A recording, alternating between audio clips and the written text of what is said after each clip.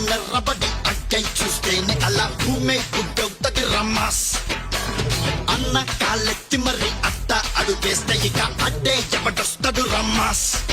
హే మంచిగా పుట్టే మంచిని పట్టే మనిషే తానంట, మరి మాయలు చేస్తే ఎప్పటికైనా మధ్యల తప్పుడు తప్పదు పొమ్మంట. అన్నా ఒక్కసారి పాడన్నా.